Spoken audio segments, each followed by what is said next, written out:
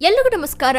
ಇವತ್ತು ನಾವು ಘಾಟಿ ಸುಬ್ರಹ್ಮಣ್ಯ ದೇವಸ್ಥಾನದ ಮಹತ್ವವನ್ನು ತಿಳ್ಕೊಳ್ಳೋದರ ಜೊತೆಗೆ ಇಲ್ಲಿಗೆ ನಾವು ಹೇಗೆ ಟ್ರಿಪ್ ಅನ್ನ ಪ್ಲಾನ್ ಮಾಡಬಹುದು ಅಂತ ಕೂಡ ನೋಡ್ತಾ ಹೋಗೋಣ.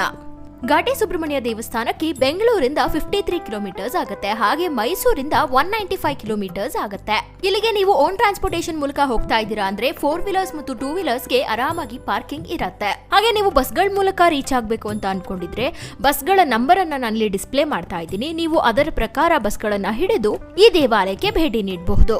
ಘಾಟಿ ಸುಬ್ರಹ್ಮಣ್ಯ ದೇವಸ್ಥಾನದಲ್ಲಿ ಸುಬ್ರಹ್ಮಣ್ಯ ಮತ್ತು ಲಕ್ಷ್ಮೀ ನರಸಿಂಹಸ್ವಾಮಿಯ ದರ್ಶನವನ್ನ ಪಡ್ಕೊಳ್ಬಹುದು.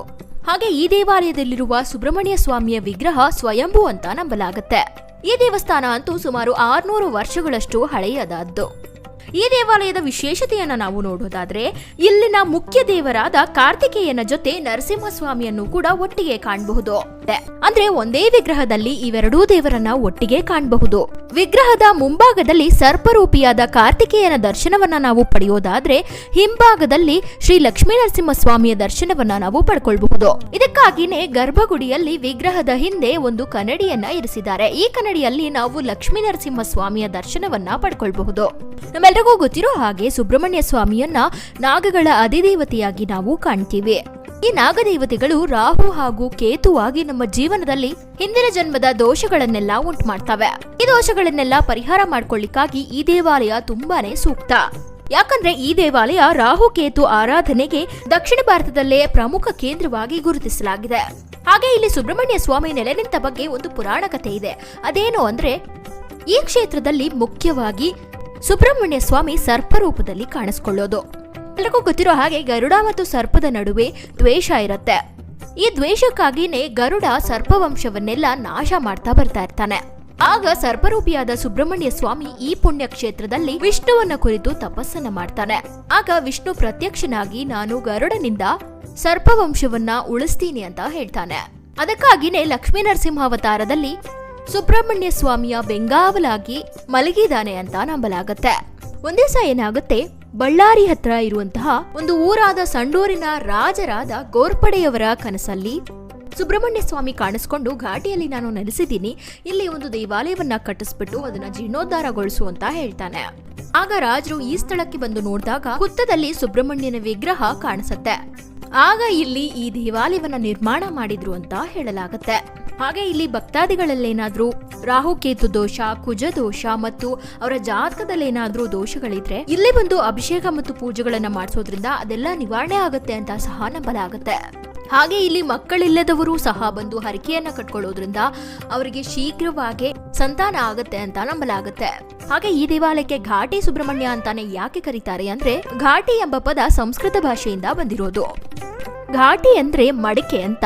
ಇಲ್ಲಿ ಹಾವಿನ ಹೆಡೆ ಮಡಿಕೆಯ ಆಕಾರವನ್ನೇ ಹೋಲೋದ್ರಿಂದ ದೇವಾಲಯಕ್ಕೆ ಘಾಟಿ ಸುಬ್ರಹ್ಮಣ್ಯ ಅಂತಾನೆ ಹೆಸರಿಸಲಾಗಿದೆ. ಹಾಗೆ ಮತ್ತೊಂದು ನಂಬಿಕೆಯಂತೆ ಸುಬ್ರಹ್ಮಣ್ಯ ಸ್ವಾಮಿ ಘಟಿಕಾಸುರನನ್ನ ಕೊಂದ ಸ್ಥಳವೂ ಕೂಡ ಇದೆ ಅಂತ ನಂಬಲಾಗುತ್ತೆ. ಈ ದೇವಾಲಯದಲ್ಲಿರುವ ಮುಖ್ಯ ಆಕರ್ಷಣೆ ಏನು ಅಂದ್ರೆ ಇಲ್ಲಿರುವ ನಾಗರ ಕಲ್ಲುಗಳು. ಇಲ್ಲಿ ಸುಮಾರು 10,000ಕ್ಕೂ ಹೆಚ್ಚು ನಾಗರ ಕಲ್ಲುಗಳು ಇವೆ. ಈ ನಾಗರ ಕಲ್ಲುಗಳನ್ನ ಭಕ್ತಾದಿಗಳು ಪ್ರತಿಷ್ಠಾಪನೆ ಮಾಡಿಸಿರೋದು. ಹಾಗೆ ನಾಗರ ಪಂಚಮಿಯ ದಿನ ಈ ಕಲ್ಲುಗಳಿಗೆ ವಿಶೇಷ ಪೂಜೆಗಳನ್ನ ಮಾಡಲಾಗುತ್ತೆ. ಹಾಗೆ ಇಲ್ಲಿ ಪ್ರತಿ ವರ್ಷ ಡಿಸೆಂಬರ್ ತಿಂಗಳಂದು ದನಗಳ ಜಾತ್ರೆ ನಡೆಯುತ್ತೆ. ಈ ಜಾತ್ರೆಯಿಂದ ಅಂತೂ ರೈತರಿಗೆ ಬಹಳ ಉಪಯೋಗವಾಗುತ್ತೆ. ಇಲ್ಲಿ ದನಗಳು ಮತ್ತು ಎತ್ತುಗಳನ್ನ ಮಾರ್ತಾರೆ ಮತ್ತು ಕೊಂಡ್ಕೊಳ್ತಾರೆ. ಇಲ್ಲಿಗೆ ಮಂಡ್ಯ, ಮೈಸೂರು, ಹಾಸನ ಹಾಗೆ ಮತ್ತಷ್ಟು ಜಿಲ್ಲೆಗಳಿಂದ ಜನರು ಬಂದು ಎತ್ತುಗಳನ್ನ ಕೊಂಡ್ಕೊಳ್ತಾರೆ. ಈ ದೇವಾಲಯಕ್ಕೆ ನೀವು ಹೋದಾಗ ಇನ್ನೂ 3 ಜಾಗಗಳನ್ನ ನೋಡಬಹುದು. ಅಂದ್ರೆ ನೀವು ಈ ದೇವಾಲಯಕ್ಕೆ ಬೆಳಗ್ಗೆನೆ ಭೇಟಿ ನೀಡಬೇಕು. ಅದಾದ ನಂತರ ಇಲ್ಲಿಂದ 1.6 ಕಿಲೋಮೀಟರ್ ದೂರದಲ್ಲಿರುವ ಘಾಟಿ ಡ್ಯಾಮ್ಗೆ ನೀವು ವಿಸಿಟ್ ಮಾಡಬಹುದು. ಇದನ್ನ ಸರ್ ಎಂ ವಿಶ್ವೇಶ್ವರಯ್ಯ ಡ್ಯಾಮ್ ಅಂತ ಸಹ ಕರೆಯಲಾಗುತ್ತೆ. ಇದನ್ನ 1917ರಲ್ಲಿ ಕಟ್ಟಲಾಯಿತು. ಹಾಗೆ ಇದನ್ನ ಈಗ ನೀರಾವರಿಗಾಗಿ ಯೂಸ್ ಮಾಡ್ತಾ ಇದ್ದಾರೆ. ಇಲ್ಲಿಂದ 5.3 ಕಿಲೋಮೀಟರ್ಸ್ ದೂರದಲ್ಲಿರುವ ಮಾಕಳಿ ದುರ್ಗಾಗೆ ನೀವು ಹೋಗಬಹುದು. ಇಲ್ಲಿ ಟ್ರೆಕ್ಕಿಂಗ್ ಅನ್ನ ನೀವು ಮಾಡಬಹುದು. ಇಲ್ಲಿ ಟ್ರೆಕ್ಕಿಂಗ್ ಮಾಡ್ಲಿಕ್ಕೆ ಪರ್ ಹೆಡ್ 250 ರುಪೀಸ್ ಅನ್ನ ಚಾರ್ಜ್ ಮಾಡ್ತಾರೆ. ಅದನ್ನ ನಾವು ಪ್ರೀ ಬುಕ್ ಮಾಡ್ಕೊಂಡು ಅಲ್ಲಿಗೆ ಹೋಗ್ಬೇಕಾಗತ್ತೆ. ಅದರ ಬುಕಿಂಗ್ ಲಿಂಕ್ ಅನ್ನ ನಾನು ಈ ವಿಡಿಯೋದ ಡಿಸ್ಕ್ರಿಪ್ಷನ್ ಬಾಕ್ಸ್ ಅಲ್ಲಿ ಕೊಟ್ಟಿರ್ತೀನಿ, ಅದನ್ನ ಚೆಕ್ ಮಾಡಿ. ಇದು ಸ್ವಲ್ಪ ಮಾಡರೇಟ್ ಆಗಿರುವಂತಹ ಟ್ರೆಕ್ ಅಂತ ಹೇಳಬಹುದು. ಆದಷ್ಟು ನೀವು ಇಲ್ಲಿ ಟ್ರೆಕ್ಕಿಂಗ್ ಮಾಡುವಾಗ ಗ್ರಿಪ್ ಆಗಿರುವಂತಹ ಶೂಸ್ ಅನ್ನ ಹಾಕೊಳ್ಳೋದು ಬಹಳ ಮುಖ್ಯವಾಗುತ್ತೆ.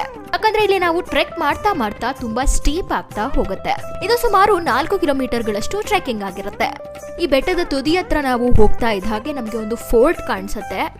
ಇದು 1600ರಲ್ಲಿ ವಿಜಯನಗರ ಸಾಮ್ರಾಜ್ಯದವರ ಆಡಳಿತದಲ್ಲಿ ಇತ್ತು ಅಂತ ಹೇಳಲಾಗುತ್ತೆ. ಹಾಗೆ ನಂತರ ಇದನ್ನ ನಾಯಕರು ಸಹ ಆಳ್ತಿದ್ರು ಮತ್ತು ಛತ್ರಪತಿ ಶಿವಾಜಿಯವರ ತಂದೆಯಾದ ಶಹಜಿ ಭೋಸ್ಲೆ ಅವರ ಕೈಕೆಳಗೂ ಕೂಡ ಈ ಫೋರ್ಟ್ ಇತ್ತು ಅಂತ ಹೇಳಲಾಗುತ್ತೆ.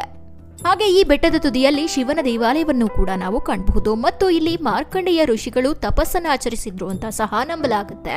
ಹಾಗೆ ನೀವು ಇಲ್ಲಿಗೆ ಬಂದಾಗ ಪಾರ್ಕಿಂಗ್ ಅನ್ನ ಕೇಳೋದಾದ್ರೆ 2 ವೀಲರ್ಸ್ ಮತ್ತು 4 ವೀಲರ್ಸ್ಗೆ ಖಂಡಿತವಾಗಿ ಆರಾಮಾಗಿ ಪಾರ್ಕಿಂಗ್ ಇದೆ. ಇಲ್ಲಿ ಟ್ರೆಕ್ಕಿಂಗ್ ಮಾಡಿ ಸ್ವಲ್ಪ ರೆಸ್ಟ್ ತಗೊಂಡು 35 ಕಿಲೋಮೀಟರ್ಗಳಷ್ಟು ದೂರ ಹೋದ್ರೆ ಶ್ರೀ ಭೋಗಾನಂದೀಶ್ವರ ದೇವಾಲಯ ನಮಗೆ ಸಿಗತ್ತೆ. ಈ ದೇವಾಲಯವನ್ನ 9ನೇ ಶತಮಾನದಲ್ಲಿ ನೊಲಂಬ ವಂಶದವರು ನಿರ್ಮಾಣ ಮಾಡಿದ್ದು ಅಂತ ಹೇಳಲಾಗುತ್ತೆ. ಈ ದೇವಾಲಯ ಅಂತೂ ತುಂಬಾನೇ ಅದ್ಭುತವಾದ ವಾಸ್ತುಶಿಲ್ಪವನ್ನ ಹೊಂದಿದೆ. ಈ ವಿಶಾಲವಾದ ದೇವಾಲಯದಲ್ಲಿ ಭೋಗಾನಂದೀಶ್ವರ, ಅರುಣಾಚಲೇಶ್ವರ ಹಾಗೆ ಉಮಾಮಹೇಶ್ವರನ ದರ್ಶನವನ್ನ ಪಡ್ಕೊಳ್ಬಹುದು. ಇಲ್ಲಂತೂ ಪೌರಾಣಿಕ ಪಾತ್ರಗಳು, ಋಷಿಗಳು ಮತ್ತು ಹಿಂದೂ ಪುರಾಣಗಳನ್ನ ಕೆತ್ತನೆ ಮೂಲಕ ತೋರಿಸಲಾಗಿದೆ. ಹಾಗೆ ಇಲ್ಲಿನ ಪ್ರಮುಖ ವಿಶೇಷತೆ ಅಂದ್ರೆ ಇಲ್ಲಿರುವ ಕಲ್ಯಾಣ ಮಂಟಪ. ಈ ಪುಷ್ಕರಣಿ ಹೊಯ್ಸಳರ ಕಾಲದಲ್ಲಿ ನಿರ್ಮಾಣ ಆಗಿತ್ತು. ಹಾಗೆ ಈ ದೇವಾಲಯದ ಬಗ್ಗೆ ಮತ್ತೊಂದು ವಿಶೇಷತೆ ಏನು ಅಂದ್ರೆ ಹೊಸದಾಗಿ ಮದುವೆ ಆದ ದಂಪತಿಗಳು ಈ ದೇವಾಲಯಕ್ಕೆ ಒಮ್ಮೆ ಆದರೂ ಭೇಟಿ ನೀಡಿ ಇಲ್ಲಿನ ದೇವತೆಗಳ ದರ್ಶನವನ್ನ ಪಡ್ಕೊಳ್ಳೋದ್ರಿಂದ ಅವರ ಮುಂದಿನ ಜೀವನ ತುಂಬಾನೇ ಸುಖಮಯವಾಗಿರುತ್ತೆ ಅಂತ ನಂಬಲಾಗುತ್ತೆ. ಮತ್ತೊಂದು ವಿಶೇಷತೆ ಏನು ಅಂದ್ರೆ ಗಂಗರು, ಚೋಳರು, ರಾಷ್ಟ್ರಕೂಟರು ಹಾಗೂ ಹೊಯ್ಸಳರು ಈ ದೇವಾಲಯಕ್ಕೆ ಸಾಕಷ್ಟು ಕೊಡುಗೆಗಳನ್ನ ನೀಡಿದ್ದಾರೆ. ಹಾಗೆ ಇಲ್ಲಿರುವ ಕಲ್ಯಾಣಿಯ ಹತ್ತಿರ ತುಂಬಾನೇ ಸುಂದರವಾದ ಫೋಟೋಗ್ರಾಫ್ಸ್ ಅನ್ನ ನೀವು ಕ್ಲಿಕ್ ಮಾಡ್ಕೊಳ್ಬಹುದು.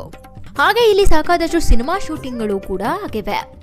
ಹಾಗೆ ಆಗಿನ ಕಾಲದಲ್ಲಿ ಈ ಕಲ್ಯಾಣಿಯನ್ನ ಶೃಂಗೇರಿ ತೀರ್ಥ ಎಂದು ಸಹ ಕರೆಯಲಾಗ್ತಿತ್ತು ಮತ್ತು ಬೆಂಗಳೂರಿನ ನಿಗೂಢ ಪಿನಾಕಿನಿ ನದಿಯ ಉಗಮ ಸ್ಥಾನವೂ ಕೂಡ ಇದೆ ಅಂತ ನಂಬಲಾಗುತ್ತೆ. ಕೊನೆಯದಾಗಿ ಕಾರ್ತಿಕ ಮಾಸದಲ್ಲಿ ಈ ದೇವಾಲಯದಲ್ಲಿ ದೀಪೋತ್ಸವವನ್ನ ಆಚರಿಸಲಾಗುತ್ತೆ. ಅದಂತೂ ನೋಡ್ಲಿಕ್ಕೆ ತುಂಬಾನೇ ಚೆನ್ನಾಗಿರುತ್ತೆ. ಹಾಗೆ ನಿಮ್ಗೆ ಇನ್ನೂ ಟೈಮ್ ಉಳಿದಿದ್ರೆ ಸನ್ಸೆಟ್ ಅನ್ನ ನೀವು ಕಣ್ತುಂಬಿಸ್ಕೊಳ್ಬೇಕು ಅಂದ್ರೆ ಇಲ್ಲಿಂದ ಕೇವಲ 15 ಕಿಲೋಮೀಟರ್ಸ್ ದೂರ ಇರುವ ನಂದಿ ಹಿಲ್ಸ್ಗೆ ನೀವು ವಿಸಿಟ್ ಮಾಡಬಹುದು. ಇಲ್ಲಿ ಸನ್ಸೆಟ್ ಅನ್ನ ಕಣ್ತುಂಬಿಸ್ಕೊಳ್ಳಿಕ್ಕೆ ಸಾಕಾದಷ್ಟು ಪ್ರವಾಸಿಗರು ಬರ್ತಾರೆ. ಇಲ್ಲಿ ನೀವು ನಿಮ್ಮ ಫ್ರೆಂಡ್ಸ್ ಅಂಡ್ ಫ್ಯಾಮಿಲಿ ಜೊತೆ ಸನ್ಸೆಟ್ ಅನ್ನ ನೋಡ್ತಾ ಆನಂದಿಸಬಹುದು. ನೋಡಿದ್ರಲ್ಲ, ಒಂದೇ ದಿವಸದಲ್ಲಿ 5 ಪ್ಲೇಸಸ್ ಅನ್ನ ನೀವು ಹೇಗೆ ಕವರ್ ಮಾಡಬಹುದು ಅಂತ. ಇದಾಗಿತ್ತು ಇವತ್ತಿನ ಮಾಹಿತಿ. ಇಂತಹ ಮತ್ತೊಂದಷ್ಟು ಮಾಹಿತಿಗಳನ್ನ ನಾನು ನಿಮ್ಮೊಂದಿಗೆ ಹಂಚ್ಕೊಳ್ತೀನಿ. ಅದಕ್ಕಾಗಿ ನೀವು ಸುತ್ತಾಡು ಮಗ ಚಾನೆಲ್ಗೆ ಸಬ್ಸ್ಕ್ರೈಬ್ ಆಗೋದಕ್ಕೆ ಮಿಸ್ ಮಾಡಿ.